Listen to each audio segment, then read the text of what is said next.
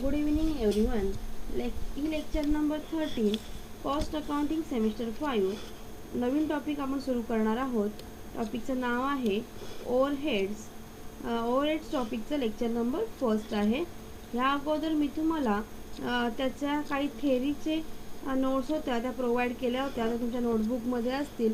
यानंतर ज्या कन्सेप्ट आहेत थेरीच्या ओव्हरहेड्समधल्या, ओव्हरहेड्स हा टॉपिक समजला तर फार सोपा आहे आणि त्याच्यातल्या कन्सेप्ट आपण आता बघूया आजच्या लेक्चरमध्ये.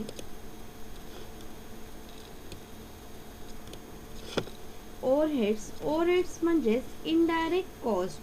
ओव्हरहेड्स हे म्हणजे साधारण एक्सपेन्सेस. ओव्हरहेड्स म्हणजे काय असेल? एक्सपेन्सेस आपल्या भाषेमध्ये. ओव्हरहेड्स म्हणजे इनडायरेक्ट कॉस्ट. दोन कॉस्ट असतात, एक कोणती डायरेक्ट कॉस्ट आणि दुसरी इनडायरेक्ट कॉस्ट. डायरेक्ट कॉस्ट म्हणजे काय? ज्या कॉस्टच्या रिलेट डायरेक्ट प्रोडक्शनची होतो, म्हणजे त्या प्रोडक्शनमध्ये ती कॉस्ट दाखवता येते. आणि इनडायरेक्ट कॉस्ट म्हणजेच ओव्हरहेड्स हा त्याचा काय असतो? ते प्रोडक्शन तयार करण्यासाठी झालेला एक्सपेन्सेस असतो. म्हणजे त्याचं व्हिज्युअलायझेशन करू शकत नाही किंवा ती कॉस्ट वेगळी दाखवू शकत नाही. ह्यालाच काय म्हणतात? Indirect cost. म्हणजे ओव्हरहेड्स म्हणजे ज्याचा प्रोडक्टशी डायरेक्ट संबंध येत नाही, यालाच काय म्हणतात? ओव्हरहेड्स असं म्हणतात. आता ह्याच्या ठिकाणी हे झालं तुमचं मराठीतून मिनिंग. आपल्या भाषेमधलं मिनिंग. ओव्हरहेड्स म्हणजे ओव्हरहेड्स हे 3 प्रकारचे असतात. कोणते कोणते? फॅक्टरी ओव्हरहेड्स, दुसरा ऑफिस अँड ॲडमिनिस्ट्रेटिव्ह ओव्हरहेड्स आणि तिसरा सेलिंग अँड डिस्ट्रीब्युशन ओव्हरहेड्स. म्हणजे सुरुवातीला प्राईम कॉस्ट मिळाल्यानंतर, प्राईम कॉस्ट म्हणजे प्राथमिक किंमत. कॉस्टशीटचा फॉर्मॅट आपण पहिल्या टॉपिकमध्ये पाहिला आहे बघा. प्राईम कॉस्ट मिळाल्यानंतर त्यामध्ये त्या अनुषंगाने झालेले खर्च ॲड केले जातात. नंतर त्याची किंमत डिसाईड केली जाते, बरोबर ना?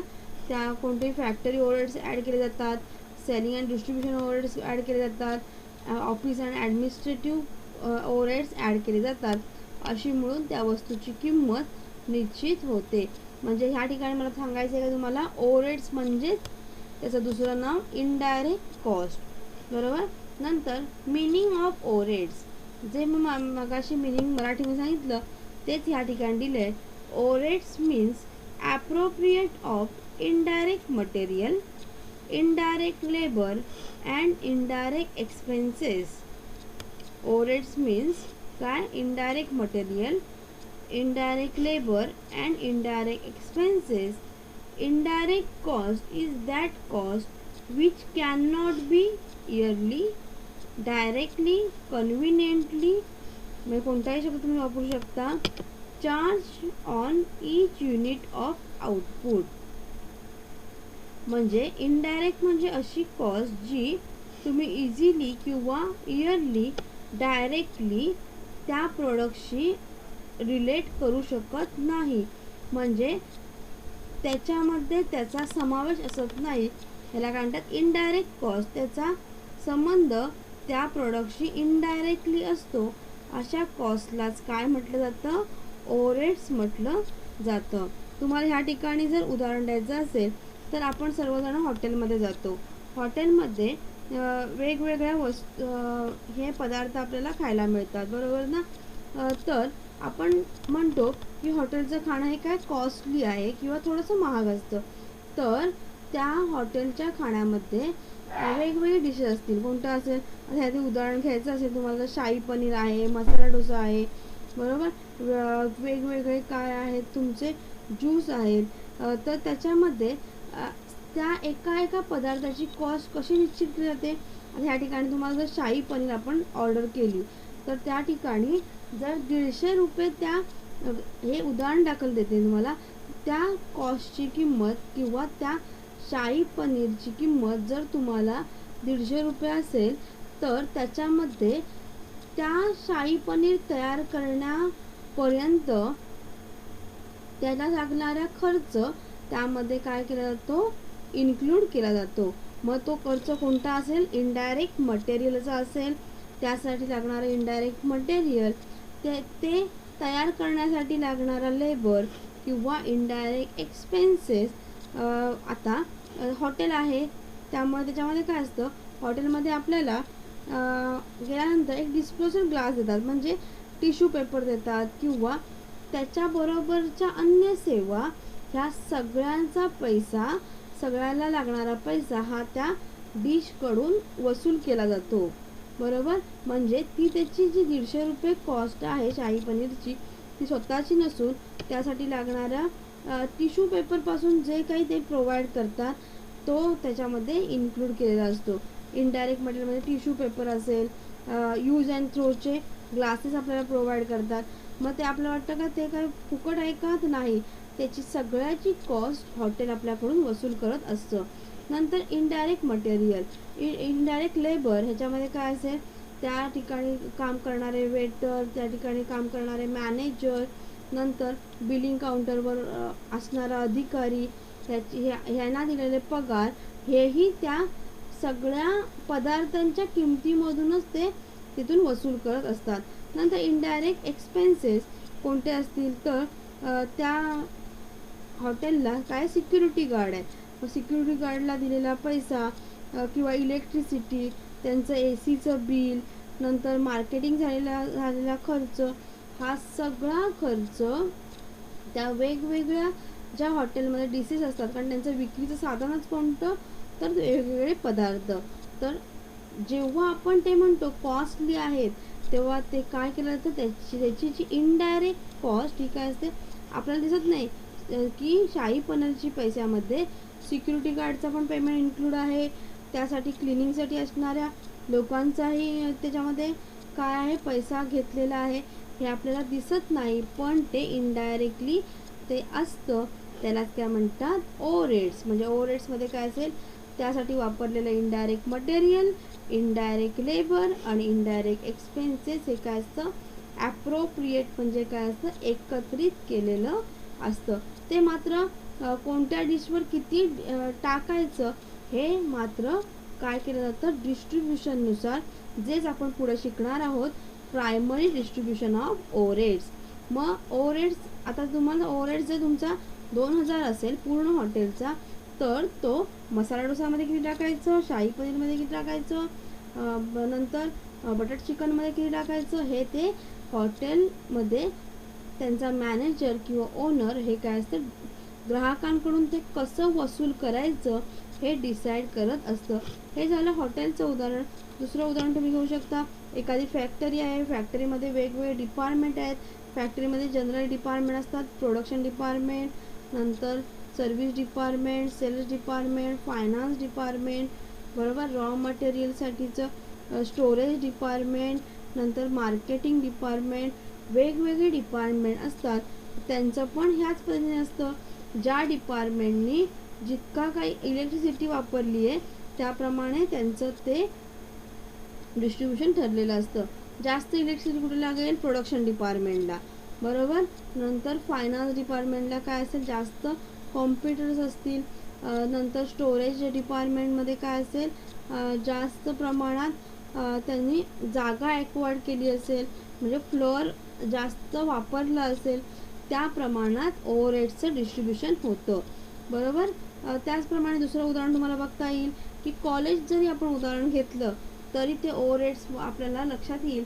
कॉलेज जर एक असेल तर कॉलेजमध्ये वेगवेगळे काय, क्लासरूम आहेत, लायब्ररी आहे, स्टाफ रूम आहे, प्रिन्सिपल केबिन आहे, त्यानंतर काय आहे की एखाद्या क्लर्कसाठी बसण्यासाठी ऑफिस प्रिमायसेस आहे, बरोबर, कॅन्टीन आहे. तर हे काय झाले, कॉलेजचे वेगवेगळे डिपार्टमेंट झाले आणि त्या ठिकाणी जी ओव्हरहेड्स यूज होतं त्याप्रमाणे त्याचं डिस्ट्रीब्युशन केलं जातं, बरोबर. ह्या 3 उदाहरणं तुम्हाला ओव्हरहेड्स म्हणजे काय कळलं असेल. ओव्हरहेड्स म्हणजे काय की त्यासाठी ते प्रोडक्शन किंवा ते सर्व्हिस तयार होण्यासाठी लागणारा इनडायरेक्ट कॉस्ट, किंवा जे तुम्ही ते डायरेक्टली तुम्ही दिसू शकत नाही तो खर्च, पण तो असतो.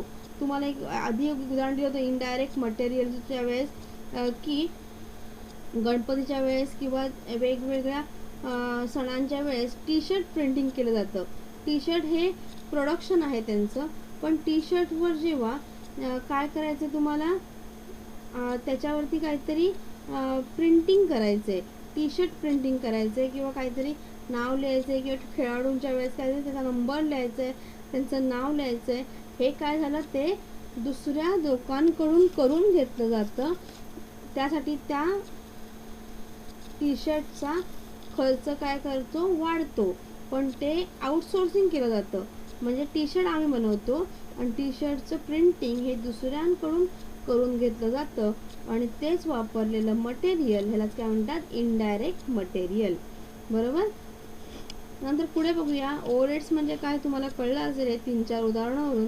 नंतर पुढे in order to charge indirect cost is finished goods following step are required. मग ही इनडायरेक्ट कॉस्ट फिनिश्ड गुड्सला म्हणजे तयार मालाला मगाशी सांगितल्याप्रमाणे कशी टाकायची, ऑर्डर टू चार्ज हे चार्ज करावी लागणार. इनडायरेक्ट कॉस्ट फिनिश्ड गुड्सला कशा पद्धतीने चार्ज करायची, त्याच्या स्टेप्स ह्या खाली दिलेल्या आहेत तुम्हाला. First, collect your overheads department wise. म्हणजेच त्याला काय म्हणतात, जे आपल्याला करायचे प्रॉब्लेम कशावरती असतील ह्याच्यावरतीच असतील. मेन थिंग ऑफ फर्स्ट हे आहे की प्रायमरी डिस्ट्रीब्युशन ऑफ ओव्हरहेड्स. तुम्हाला प्रॉब्लेम येताना काय तर ही थेअरी सगळी नाही लक्षात ठेवली तरी चालेल, ओव्हरहेड्स फक्त तुम्हाला कळलं तरी ठीक आहे, पण तुमचा प्रॉब्लेम हा कशावरती येणार आहे, primary distribution of overheads. Primary distribution of overheads म्हणजे पहिलं काय केलं जातं की वेगवेगळे डिपार्टमेंट वाईज ओव्हरहेड्स किती आले. म्हणजे एक जर फॅक्टरी असेल त्याच्यामध्ये जर परचेस डिपार्टमेंट असेल त्यासाठी लागणारं इलेक्ट्रिसिटी किती असेल, नंतर इलेक्ट्रिसिटी किती असेल, त्याचं रेंटवर असेल तर रेंट किती असेल, त्याप्रमाणे काय करायचं, collect your overheads department wise. म्हणजे एका डिपार्टमेंट वाईज पहिले काय करा, ओव्हरहेड्स कलेक्शन करा. हे काय झाली, पहिली स्टेप झाली. नंतर दुसरी स्टेप असेल secondary distribution of overheads. Secondary distribution of overheads म्हणजे प्रायमरी डिस्ट्रीब्युशन झाल्यानंतर सेकंडरी डिस्ट्रीब्युशन केला जातो. त्यानंतर काय जातं, overheads recovery rate. Overheads recovery रेटमध्ये आपण एक उदाहरण बघू शकतो की ओव्हरहेड्स रिकव्हरी कशा पद्धतीने करायचे. तर एक रेस्टॉरंट आहे, रेस्टॉरंटमध्ये 3 किंवा हॉटेल आहे पकडा, पण मोठं रेस्टॉरंट असेल आणि त्याच्यामध्ये वेगवेगळे काय आहेत, सेगमेंट आहेत किंवा डिपार्टमेंट आहेत. त्यामध्ये नॉर्थ इंडियन जेवण मिळतं एका ठिकाणी मिळतं साऊथ इंडियन डिशेस मिळतात आणि एका ठिकाणी चायनीज डिशेस मिळतात. तर त्याच्यामध्ये ज्या हे 3 डिपार्टमेंट आहेत, तर कुठल्या डिपार्टमेंटमध्ये किती खर्च झाला किंवा ओव्हरहेड्स खर्च झाला त्या प्रमाणात ओव्हरहेड्स रिकव्हरी केली जाते. म्हणजे नॉर्थ इंडियन जर डिशेस असेल तर तो आलेला ओव्हरहेड्स जर नॉर्थ इंडियन रेस्टॉरंट्सला किंवा त्या भागावरती 2000 रुपये तुमचा ओव्हरहेडसाठी खर्च आला इलेक्ट्रिसिटीचा, तर त्या ठिकाणी तयार होणाऱ्या डिशेसमध्ये काय केले जातात, इन्क्लूड केले जातात किंवा त्याला म्हणतात चार्ज केले जातात किंवा रिकव्हरी केली जाते त्या पैशांची. म्हणजे ते 2000 रुपये कुठल्या डिशेसमधून वसूल करायचे, नॉर्थ इंडियन डिशेसमधून वसूल केले जातात. त्यालाच काय म्हणतात, आपल्या भाषेमध्ये वसुली करणे म्हणतात आणि त्याला आपल्या अकाउंटिंग भाषेमध्ये काय म्हणतात, रिकव्हरी रेट. ओके. अशा ह्या पद्धतीने ज्या भागामधून ज्या डिपार्टमेंटमधून तो खर्च झाला आहे त्या डिशेसवर, आता इथे डिश ही काय त्यांची विक्री आहे. जर प्रोडक्शन तुमचं पेनाचं असेल तर पेनामधून ते ग्राहकांकडून वसूल केले जातात. ओके. ओव्हरहेड रिकव्हरी रेट कसा आहे तुम्हाला समजलं असेल. नंतर चौथा भाग, under and over recovery of overhead. He concept पूर्ण वेगळी आहे. तुमचा हा टॉपिक झाल्यानंतर हे तुम्हाला वेगळा भाग दिलेला आहे सिलेबसमध्ये, बघितल्यानंतर तुम्हाला कळेल under and over recovery of overheads. Under म्हणजे कमी आणि ओव्हर म्हणजे जास्त. रिकव्हरी जर झाली असेल तर कशा पद्धतीने ट्रीटमेंट करायची हे तुम्हाला पुढच्या भागामध्ये आहे, ते आपण तिथे डिटेल बघूया. त्यानंतर पुढे आता तुम्हाला काय शिकायचं आहे, मेन तर प्रायमरी डिस्ट्रीब्युशन ऑफ ओव्हरहेड्स, ते आपण डिटेलमध्ये बघूया. Primary distribution of overheads. Primary distribution of overheads departmental include 2 stages. म्हणजे प्रायमरी डिस्ट्रीब्युशन ऑफ ओव्हरहेड्समध्ये 2 स्टेजेस असेल किंवा दोन स्टेप्स आहेत. तर पहिला स्टेप कोणता असेल, अलोकेशन आणि दुसरं हे असेल स्टेप असेल ॲप्रोप्रिएशमेंट ऑफ ओव्हरहेड्स. अलोकेशन म्हणजे वर्गीकरण करणे आणि ॲप्रोप्रिएशन ऑफ ओव्हरहेड्स. त्यातला पहिला आपण बघूया अलोकेटेड ओव्हरहेड्स. त्यामध्ये allocated overheads mean the indirect cost belongs to one department only, and it means transferring full cost to a specific department to which are related. बघा, allocate डिपार्टमेंट म्हणजे allocate करणे किंवा वर्गीकरण करणे कसलं, इनडायरेक्ट कॉस्टचं, जे तुमचं वन डिपार्टमेंटशीच रिलेटेड आहे. म्हणजे त्याचा संबंध तुमच्या 4 जे डिपार्टमेंट असतील त्याच्याशी नाही आहे, की एक डिपार्टमेंटमधला जो स्पेसिफिक खर्च आहे त्या तो काय करतो, अलॉट केला जात नाही, तर तो त्याची फुल कॉस्ट काय असेल त्या डिपार्टमेंटलाच रिलेटेड असेल. तुम्हाला एक उदाहरण सांगते, की कंपनीचं उदाहरण घेण्यापेक्षा आपण अलॉकेटेड ओव्हरहेडमध्ये आपल्या घराचं उदाहरण घेऊया. आपल्या घरामध्ये जर 4 व्यक्ती असतील आणि 4 व्यक्तींचं काय आहे, आई, बाबा आणि भाऊ आणि बहीण, त्यांचे वेगवेगळे काय आहेत, मोबाईल आहेत, बरोबर ना. मग मोबाईलची बिल किंवा मोबाईल रिचार्ज हा काय असतो, चौघांचा वेगवेगळा असतो, बरोबर ना. बाबांचा वेगळा असेल, आईचा वेगळा असेल, भाऊचा वेगळा असेल आणि बहिणीचा वेगळा असेल. त्यामुळे त्या ह्याच्यामध्ये डिपार्टमेंट कोणतं झालं, बाबा एक डिपार्टमेंट झालं. त्यांचा येणारा जो इलेक्ट्रिकचा मोबाईलचा खर्च आहे किंवा मोबाईलचं बिल आहे, हे काय आहे, स्वतंत्र झालं आहे. ते अलॉट करण्याची गरज आहे का, नाही. जर एकच दिलं असेल तर एकत्रित दिलं असतं चौघांचं, तर ते काय केलं असतं, आपण अलॉट करायला लागलं असं तुम्हाला. पण तो खर्च डिपार्टमेंटचा त्यांचा किती आहे, त्यांचा स्वतंत्र आहे, तो अलॉट करण्याची गरज येत नाही. त्याला काय म्हणतात, तो ऑलरेडी काय असतो, अलॉटेड असतो. त्यालाच काय म्हणतात, अलॉटेड म्हणजे वर्गीकरण केलेला असतो. त्या खर्चांना किंवा त्या ओव्हरहेड्सना काय म्हणतात, अलोकेटेड ओव्हरहेड. ह्या उदाहरण तुम्हाला लक्षात येईल लगेच, की हे जर वाचून नाही लक्षात आलं तर उदाहरण लक्षात ठेवा, की अलॉटेड म्हणजे काय, ऑलरेडी अलॉट केलेले ओव्हरहेड्स म्हणजे काय असतील, अलॉटेड ओव्हरहेड्स. की बाबांचे मोबाईलचं बिल, आईचं मोबाईलचं बिल, बहिणीचं मोबाईलचं बिल आणि भावाचं मोबाईलचं बिल, ते अलॉट करण्याची गरज लागणार नाही, बरोबर. आणि दुसरा प्रायमरी डिस्ट्रीब्युशन मध्ये प्रकार असतो ओव्हरहेड्सचा, appropriation of overheads. It is the process of dividing total overhead costs among various departments on source sum. बघा, appropriation म्हणजे काय असेल, इट इज द प्रोसेस, ही काय प्रोसेस आहे, डिवायडिंग टोटल ओव्हरहेड्स म्हणजे तुम्हाला टोटल ओव्हरहेड्स दिले जातात आणि ते वेरियस डिपार्टमेंटमध्ये अलॉट केले जातात. म्हणजे ह्याचं उदाहरण तुम्हाला बघायचं असेल तर एका कंपनीचं इलेक्ट्रिसिटीचं बिल किती आलं, एका कंपनीचं किंवा एका फॅक्टरीचं पेन तयार करण्याच्या फॅक्टरीचं इलेक्ट्रिसिटीचं बिल एकत्रित येतं, बरोबर. किती आलं त्यांचं, 15,000 जर इलेक्ट्रिसिटीचं बिल आलं तर ते काय करायला लागतं, तुम्हाला अलॉट करायला जातात त्यांच्या वेरियस डिपार्टमेंटला. म्हणजे त्या फॅक्टरीमध्ये काय असेल, परचेस डिपार्टमेंट असेल, सेल्स डिपार्टमेंट असेल, फायनान्स डिपार्टमेंट असेल, म्हणजे मार्केटिंग डिपार्टमेंट असेल किंवा स्टोरेजसाठी गोडाऊन असेल, बरोबर. ह्या पद्धतीने ते काय केले जातात, ते 15,000 रुपये ज्यांनी ज्या प्रमाणात वापरलंय किंवा फ्लोअर ॲक्वायर केलंय त्याच्या बेसिस आपण पुढे बघणार आहोत, कसं आपल्याला काय करायचं आहे, डिवाइड करायचं आहे. पण या ठिकाणी फक्त लक्षात ठेवा, ॲप्रोप्रिएशन म्हणजे काय असतं, की एक मोठा काय असेल, तुमचा खर्च असेल आणि तो अलॉट करायचा असेल, कोणाला अलॉट करायचं असेल, व्हेरियस डिपार्टमेंटमध्ये अलॉट करायचं असेल, त्याला काय म्हणतात, ॲप्रोप्रिएशन ऑफ ओव्हरहेड्स. म्हणजे दोन प्रकार कोणते, अलॉटेड म्हणजे ऑलरेडी अलॉटेड केलेलं आहे, तुम्हाला त्यामध्ये नवीन काही करायचं नाही आहे. आणि ॲप्रोप्रिएशन म्हणजे काय असेल, तुम्हाला एक मोठा खर्च दिलेला आहे आणि तो व्हेरियस डिपार्टमेंटमध्ये अलॉट करायचा आहे, त्याला काय म्हणतात, ॲप्रोप्रिएशन ऑफ ओव्हरहेड्स. ओके. नंतर सुटेबल इक्विटेबल बेसिस, हा तर महत्त्वाचा भाग आहे आणि हे बेसिस मी तुम्हाला सुरुवातीलाच लिहून दिलेले आहेत.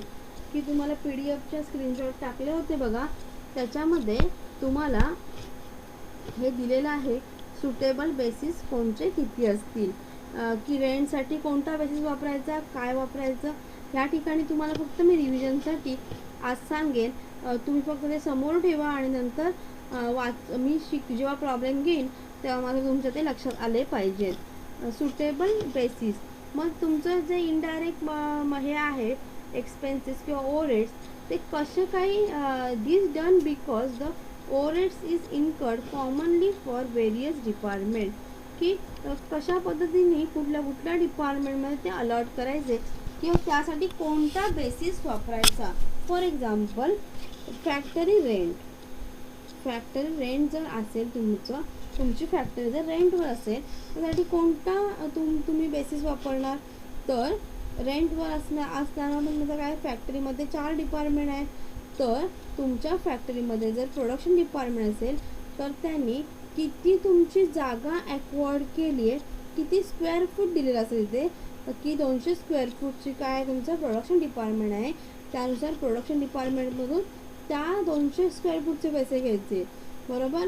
सेल्स डिपार्टमेंट ऑफिस तुमचं काय आहे, सेल्स डिपार्टमेंटचं ऑफिस 100 स्क्वेअर फूटचं आहे, तर त्याप्रमाणे त्याचे पैसे घ्यायचे. बरोबर. हे काय झालं, उदाहरण झालं. ह्या पद्धतीचे बेसिस तुम्हाला ऑलरेडी लिहून दिलेले आहेत, ते फक्त एकदा वाचून द्या. तुम्हाला ह्या लेक्चरमध्ये मी दाखवतेच, मी दिलेली तुम्हाला, त्यामुळे तुमच्या लक्षात येईल.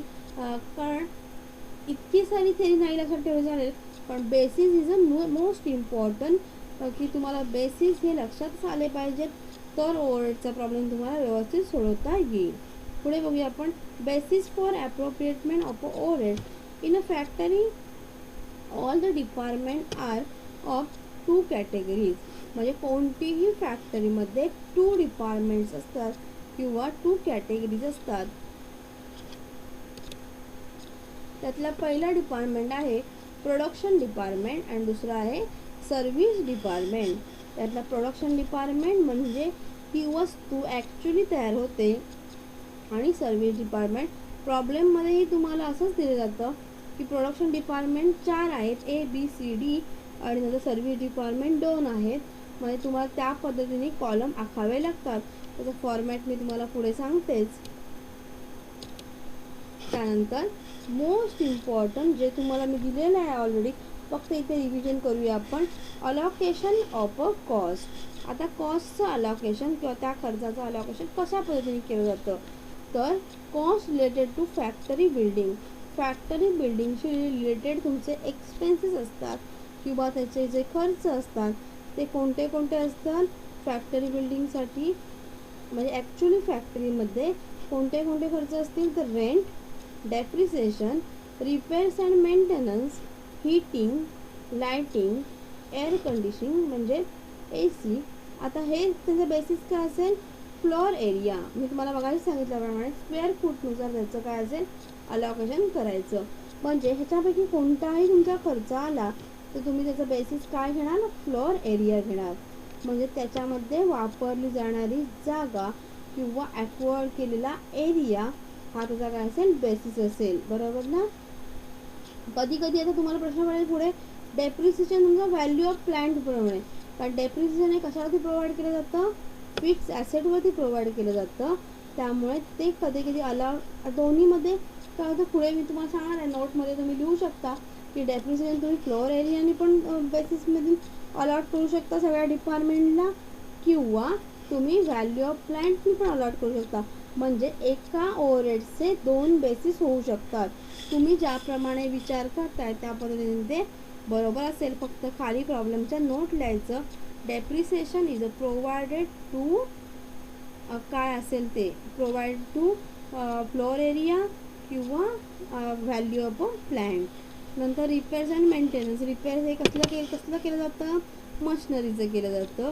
बरोबर ना. म्हणून ते काय असेल तुमचं, ते फ्लोअर एरियानुसार ती मशिनरी कुठल्या फ्लोअरला आहे किंवा कुठल्या डिपार्टमेंटमध्ये आहे, तो मग रिपेअरचा खर्च त्या डिपार्टमेंटला टाकायचा, किंवा त्या व्हॅल्यू ऑफ अ प्लांट किंवा value of a fix asset किंवा त्या व्हॅल्यू ऑफ अ मशिनरी त्याप्रमाणे ते घ्यायचं. हीटिंग म्हणजे काय असेल, त्यासाठी लागणारं ऊर्जा. नंतर लाईटिंग, इलेक्ट्रिसिटी, आणि AC नंतर काय असेल त्याचं बेसिस काय असेल फ्लोअर एरिया. दुसरं असेल factory plant and machinery depreciation insurance repair and maintenance हे तुम्ही व्हॅल्यू ऑफ ॲसेटनी घेऊ शकता. म्हणजे ॲसेट ही शक्यतो तुम्हाला प्रॉब्लेममध्ये प्लांट असते कारण प्लांट ही जास्त करून फॅक्टरीसाठी वापरली जाते. व्हॅल्यू ऑफ ॲसेट हे तुम्ही हे सगळं जे आहे दिलेलं ते व्हॅल्यू ऑफ ॲसेटनी डिवाइड करू शकतात. नंतर म्हणजे हे फ्रिक्वेन्सी येणारे तुम्हाला प्रॉब्लेममध्ये मी तुम्हाला जे लिहायला सांगितले ते खूप सारे आहेत पण फ्रिक्वेन्सी दरवर्षी हेच एक्सपेन्सेस आणि दर प्रॉब्लेममध्ये तुम्हाला 2 प्रॉब्लेम सोडवल्यानंतर लक्षात येईल की हेच एक्सपेन्सेस दरवेळी दर प्रॉब्लेममध्ये असतात. त्यामध्ये फॅक्टरी पॉवर म्हणजेच मोटिव्ह पॉवर हा तुमचा हॉर्स पॉवरवरून डिवाइड केला जातो. म्हणजे KWH हॉर्स पॉवर पॉवर हे मोजणारे एकक आहे. हॉर्स पॉवर म्हणजेच KWH किलोवॅट आवर्स किंवा हॉर्स पॉवरनुसार पॉवर काय केली जाते मोजली जाते किंवा मेजरेबल केली जाते. बरोबर. काय काय झालं तुमचं रेंट वगैरे झालं. नंतर फॅक्टरी पॉवर ह्याचं बेसिस काय असेल HP हॉर्स पॉवर मात्र लक्षात ठेवा. त्यानंतर तुमचं लायटिंग असेल लायटिंगचं बेसिस असेल कारण हे दरवर्षी एवढे जरी तुम्ही केलेत ते मी दिलेला चार्ट सगळा नाही केलात आणि हे जरी केलेत तरी तुम्हाला प्रॉब्लेम व्यवस्थितच सोडवता येणार. लायटिंगमध्ये काय असेल बेसिस नंबर ऑफ पॉईंट्स. नंतर सुपरविजन करताना म्हणजे परीक्षण करताना किंवा पर्यवेक्षण करताना नंबर ऑफ एम्प्लॉईज. आता सुपरविजनसाठी तुमचं काय येऊ शकतं फ्लोअर एरिया पण येऊ शकतो की सुपरविजन करताना त्या सुपरवायझरला प्रोडक्शन डिपार्टमेंटला तुम्ही काम करायचं सेल्स डिपार्टमेंटला तुम्ही काम करायचं या पद्धतीने काय केलं जातं सुपरवायझर नेमले जातात किंवा ह्या 100 जणांना तुम्ही काय करायचं सुपरवाइज करायचं. म्हणून नंबर ऑफ एम्प्लॉईजनुसार त्यांचा बेसिस असू शकतं. शक्यतो सुपरविजन हे काय असतं नंबर ऑफ एम्प्लॉईजवरूनच घेतले जातात. पण कधी कधी नंबर ऑफ एम्प्लॉईज तुम्हाला दिलेच नाही आहेत प्रॉब्लेममध्ये तर तुम्ही मग शांत बसणार का तर नाही. तेव्हा काय केलं जातं नंबर ऑफ एम्प्लॉईज नाही दिलेत तेव्हा मात्र काय केलं जातं तुमचं फ्लोअर एरियानुसार त्याचं डिवायडेशन केलं जातं. आता फायर इन्शुरन्स त्याचं बेसिस मात्र काय घेणार तुम्ही व्हॅल्यू ऑफ स्टॉक. का सांगा रे तर फायर इन्शुरन्स का मेंटेन केला जातो स्टॉकसाठी. बरोबर ना.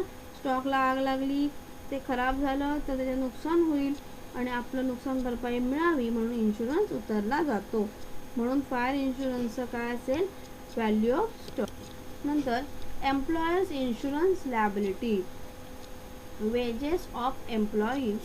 नंतर डेप्रिसिएशन ऑफ कारण एम्प्लॉयर्स इन्शुरन्स लॅबिलिटी हे कशासाठी दिलं जातं एम्प्लॉयर्स इन्शुरन्स लॅबिलिटी हे एम्प्लॉईसाठी दिलं जातं म्हणजेच त्यांच्या वेजेसवरती दिलं जातं किंवा त्याच्या सॅलरीवरती दिलं जातं म्हणून ते त्याचा बेसिस काय आहे वेजेस ऑफ एम्प्लॉईज.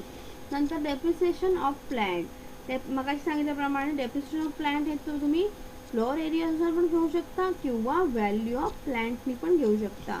नंतर रिपेअर्स ऑफ प्लांट हे मात्र कशाने घ्यायचं तुम्ही व्हॅल्यू ऑफ प्लांटनीच घ्यायचं कारण रिपेअर्स कशाचं केलं आहे तुम्ही प्लांटचं केलं आहे म्हणजे फिक्स ॲसेटचं केलं आहे म्हणून value of plant.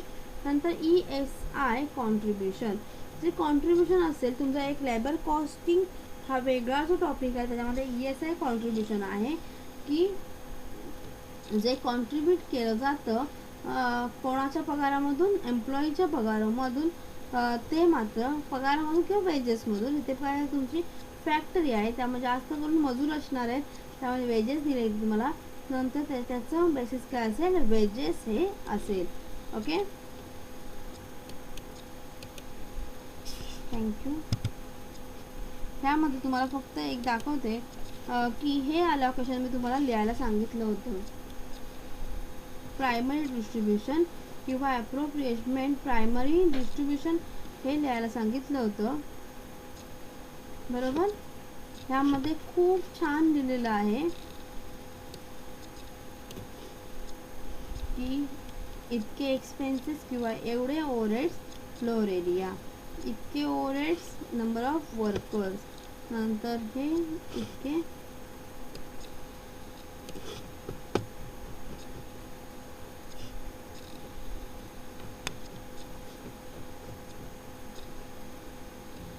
3 horse power. Okay, आठवा. हे सगळं तुम्ही लिहिलं असाल. आय होप तुम्ही काही कमेंट्स करत नाही, त्यामुळे मला कळत नाही की तुमच्या वहीमध्ये हे आलं आहे, लिहिलं आहे, काहीच कळत नाही.